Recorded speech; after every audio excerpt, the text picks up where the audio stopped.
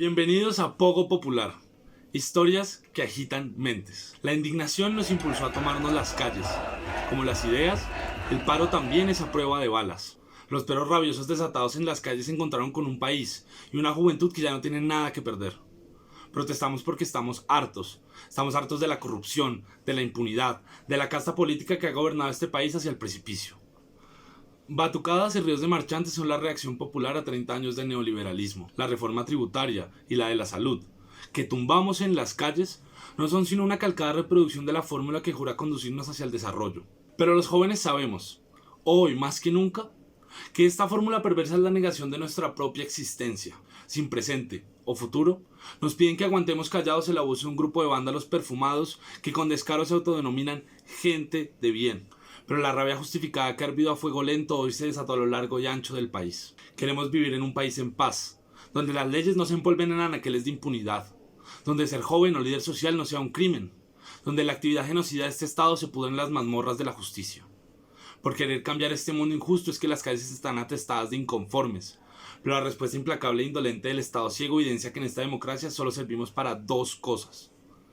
Juiciosos debemos poner una X en un papelito cada tanto, y el resto del tiempo a sentir resignados para pagar impuestos trabajando. Si nuestra indignación habla en las calles, nos califican como atenidos, vándalos, terroristas y guerrilleros. Este es el libreto de los asesinos que nos gobiernan y sus medios de desinformación.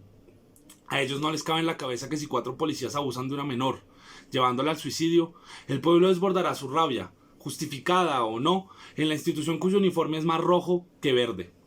No, para ellos lo que hay es un plan del ELN y las disidencias. A ellos no les cabe en la cabeza que en un país con hambre, el anuncio de más impuestos levantará cualquier pudor frente a la pandemia. Tampoco.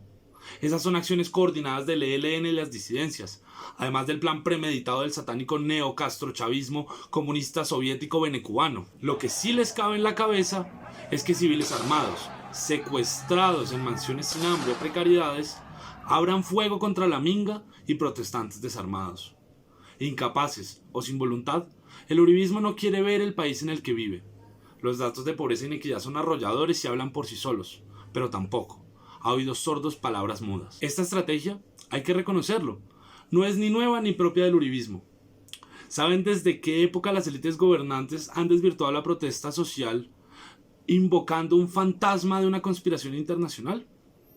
Desde la década de 1920, cuando la rápida urbanización se tradujo en organizaciones obreras y en sindicalismo. Sí, me escucharon bien, 1920. Es una estrategia que tiene más de 100 años y su única novedad es que el enemigo muta según la conveniencia del momento. Como historiadores sociales que somos, es nuestra responsabilidad evaluar si los únicos que entienden este país son los uribistas. La comunidad internacional está sesgada y el pueblo, según ellos bruto y sucio, no sabe dónde está. No, son ellos los que entienden que el pueblo jamás se podría alzar contra sus gobernantes, más cuando han sido muestra de rectitud moral y personal. ¿Acaso alguna vez han escuchado a un uribista que infrinja la ley?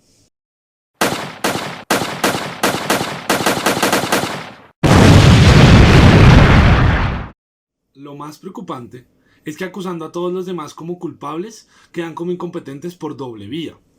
Ya sea que dejaron que un ejército insurgente infiltrara toda Colombia y creara células guerrilleras en todo el planeta, lo que es extraño porque ellos sacan pecho de haber derrotado a los grupos insurgentes y haber traído la paz a punta de plomo, o la segunda vía, son unos mentirosos, calumniadores, y lo único que les queda es la estrategia trasnochada de hace 100 años, muchos de soledad. Seguro que fue un sueño, insistían los oficiales. En Macondo no ha pasado nada, ni está pasando, ni pasará nunca. Este es un pueblo feliz. Así consumaron el exterminio de los jefes sindicales y hoy el de nosotros. Por supuesto, si el incauto todavía cree que la primera vía es posible, según la cual infiltraron todo el planeta y Colombia, por favor recuerde que aquella habla de ineptitud de un partido que se le metieron al rancho mientras nos tenían aburridos con prevención y acción. Si creen en la segunda, que sería lo más lógico, no es suficiente con saber que se trata de una mentira. Hoy les traemos los datos sobre el ELN que demuestran que tales afirmaciones son falsas. Los gráficos, los mapas y los números nos dan argumentos para que el conocimiento se vuelva una herramienta más de nuestra resistencia. Quédense para enterarse de los detalles. Y a los uribistas les decimos: ¡estudien, vagos! ¡Aprendan historia! Lean. Muy buenas tardes, hoy nos encontramos con Luis Eduardo Celis, más conocido. Él es un militante de la paz, sociólogo de la Universidad Nacional, especialista en el ELN, escritor de libros, artículos y varias noticias en prensa al respecto, asesor de gobiernos en los procesos de paz y sobre todo un ciudadano que quiere que nuestro país por fin pueda encontrar la paz. ¿Cómo estás, Luis? Bienvenido a Poco Popular. Tomás, buena tarde y muchas gracias por esta oportunidad de diálogo. El ELN organizó y financió el paro que empieza el 28 de abril de 2021 y en el que seguimos hoy, el 21 de mayo del 2021 también. ¿Cuál sería tu respuesta? Bueno, yo creo que este paro que está en curso, hoy 21 de mayo, pues es un paro convocado por un conjunto de organizaciones sociales del mundo sindical, del mundo campesino, indígena. Es una protesta plenamente en el marco de la Constitución como un derecho. Pero también hay que decir que en nuestro país tenemos un conjunto de organizaciones que están en el marco de la ilegalidad y la única guerrilla que permanece de las guerrillas surgidas en los años 60 y 70, pues es el ELN, porque ya con la FARC hubo un acuerdo. Entonces uno no podría afirmar que los militantes del ELN no estén incursos en la protesta, pero son una ínfima minoría, o sea, una ínfima minoría, y yo creo que no, que hay que insistir y resaltar que esta es una protesta ciudadana, que ni siquiera el Comité del Paro podría abrogarse, digámoslo, la plena, digámoslo, conducción de esto, que esto es una manifestación ciudadana libre, o sea, que los ciudadanos libremente están protestando por múltiples motivos, pero sí, digámoslo, endilgarle al ELN una gran responsabilidad en esta protesta, yo creo que no hay evidencia para ello. Y cuéntame entonces, cuando uno dice que es una participación muy tangencial, cuando es una participación con un impacto muy pequeño, está diciendo que efectivamente no es el que lo organiza y lo financia, que es uno de los argumentos que ha salido a decir el gobierno a raíz de todos los incidentes que han sucedido a lo largo del paro. Sin embargo, ¿qué relación podríamos establecer que tiene entonces esta guerrilla con el paro? Porque históricamente es una guerrilla que ha adoptado la idea de Frente Popular, que ha adoptado la idea de que son las consignas del pueblo la vanguardia, que ellos están detrás un poco para mediar, ¿no? Que los procesos de paz deben estar pensados en función de que el gobierno se siente con la sociedad y que la guerrilla es el garante de dicha negociación. O el pueblo, digámoslo de manera muy genérica, se alza a reivindicar sus consignas. Entonces ahí la guerrilla, ¿qué papel estaría jugando? Está defendiéndolas, pero no es la vanguardia, no está al frente. Bueno, ¿qué nos podrías decir tú al respecto? Eh, pues digámoslo ya ubicados en el presente, en este 2021, después de 57 años de existencia del ELN, pues lo que uno podría decir es que,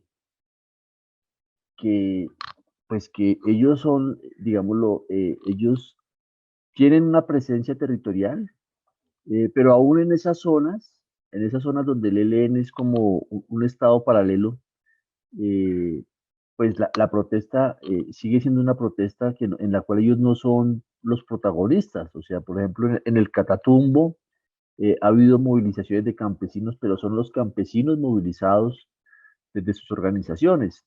Entonces, en concreto, el ELN puede tener un discurso de apoyar. De hecho, sacó un comunicado desde su comando central hace un par de días, 2, 3 días, diciendo que ellos llamaban a una concertación y que había unas razones legítimas de la protesta, pero digámoslo ya en concreto, que uno pueda darles un gran protagonismo o que pueda endilgarles una gran responsabilidad, pues eso no tiene ninguna asidero en la realidad. O sea, es una organización eh, que está ahí, que en algunas regiones, pero que su papel, digámoslo, y su protagonismo en esta protesta, pues no tiene ninguna centralidad. Eso no quiere decir que militantes del ELN, porque es una organización que más que una guerrilla exclusivamente, también es una organización con una vocación política, ¿no? De estar con comunidades, de dialogar con organizaciones. Pero eso digámoslo, no habría que darles ninguna, o sea, el discurso del gobierno es darles una gran visibilidad y darles una gran responsabilidad, pero la evidencia y los hechos demuestran que ellos son tremendamente marginales en esta protesta. Tan cierto es que el ELN recibe financiación extranjera. Uno, que la presencia del ELN en Venezuela es desde los años 80. O sea, así como el Estado colombiano no tiene soberanía sobre su territorio, o sea que otros terceros como las guerrillas o los paramilitares se asientan en un territorio y se vuelven autoridad, así ha pasado con el Estado venezolano. El Estado venezolano no tiene soberanía sobre el conjunto de su territorio, perdió la soberanía. Entonces, desde los años 80, tanto las FARC como el ELN se instalaron en territorio venezolano y eso se ha dimensionado con la llegada de este proyecto de Hugo Chávez del 99 para acá. O sea que, digámoslo, uno se podría decir que antes de Chávez ya estaban ahí, pero después de Chávez, pues la cosa se ha vuelto como pues una relación de diálogo, también digámoslo, de la guerrilla colombiana estar en el marco de la crisis binacional. O sea, como ha habido unas dificultades entre los gobiernos de Colombia y de Venezuela, pues la guerrilla ha quedado ahí en la mitad como una palanca, como una ficha en la cual se mueve para un discurso político de lado y lado. Pero eso es un tema que yo creo que no se puede negar, pero tampoco se puede, digámoslo, afirmar que hay una estrecha relación, por ejemplo, entre el ELN y el gobierno venezolano. O sea, tiene muchas matizaciones y hay una consideración. Parte del fortalecimiento de la guerrilla colombiana en Venezuela, en términos políticos, la ha promovido el gobierno colombiano. O sea, los gobiernos colombianos, por ejemplo, el presidente Pastrana, en el año 99, le pidió al recién instalado presidente Hugo Chávez que permitiera la presencia de una delegación del ELN para contactos políticos. O sea, los contactos se hacían en Caracas, en Valencia, eh, en relación con posibilidades de diálogos con el gobierno del presidente Pastrana y con emisarios del ELN que habían sido, digámoslo, autorizados por el gobierno colombiano. O sea, para que veamos la complejidad de ese tema, donde hay muchos grises que hay que pensar. Pero sin duda que hoy la guerrilla colombiana está en Venezuela, se ha expandido en Venezuela de manera autónoma, ha entrado en conflictos territoriales, todo esto que se habla de que tienen un control sobre dinámicas de la minería en el estado de Amazonas, en el estado de Bolívar, cosa que se habla mucho en los últimos 5 años, pues es un tema pues que no es, que es parte del debate público tanto en Venezuela como en Colombia. Entonces sí, yo por ejemplo soy de los que afirmo que es una guerrilla hoy binacional, o sea que no es que tenga una presencia transitoria en Venezuela, no, están viviendo en Venezuela y están en dinámicas de la realidad venezolana hoy de manera muy activa, tal vez a una escala pequeña. De Poco Popular, te agradecemos mucho que hayas participado y que nos des toda esta información y bueno, muchas gracias otra vez. No, Tomás, a ti muchas gracias por este ejercicio y lo mejor en este esfuerzo de reflexión y de comunicación, porque creo que sí hay que meterle pues mucho contexto y análisis a estos debates, ¿no? Pero para cerrar, yo creo que es una manipulación burda decir que esta protesta es una cosa impulsada por las guerrillas, porque eso no se corresponde con la realidad. Hola, bienvenidos a Difumina, difusora de medios independientes y alternativos. Cuando el periodismo oficial enmudece ante los abusos del poder, la única posibilidad es fortalecer todas las otras voces que sí denuncian lo que sucede en nuestro país. Por esto, desde Pogo Popular impulsamos Difumina, donde entre todos difuminamos las mentiras del periodismo desinformativo. Invitamos a todos los medios a hacer lo mismo. Solo entre nosotros podremos crear fuentes de información ajustadas a la realidad nacional. Hoy les traemos, dentro de cientos de alternativas, 5 opciones para difuminar a los semanarios y radios de la Casa de Nariño. 1. Les recomendamos a Colombia Informa, una agencia de comunicación de los pueblos, que desde hace varios años ha cubierto toda la realidad de los movimientos sociales y comunitarios de las regiones de Colombia. 2. Radio Colombia, de René Jiménez, donde la política nacional tiene su verdadero lugar, el circo. Es un humorista de trayectoria analizando con mucha acidez las noticias del día. No se lo pierdan de lunes a viernes de 8 a 9 de la mañana. 3. Estrato Medio, una mirada crítica de noticias nacionales con un divertido análisis espontáneo con mucho espíritu nacional y popular. Emiten entre semana a partir de las 9 de la noche. 4. Contagio Radio, en medio del paro, ha cubierto la violación a derechos humanos desde abajo. Es un medio de trayectoria que ha contado las realidades de los movimientos sociales, las calles y las veredas con un enfoque en derechos humanos. 5. Pilas Col, un portal nuevo editado por periodistas jóvenes que ha cubierto todas las acciones de la calle en Bogotá durante el paro nacional. Tienen información en tiempo real en sus redes sociales y han compartido cómo el sector cultural ha reaccionado frente a los hechos actuales.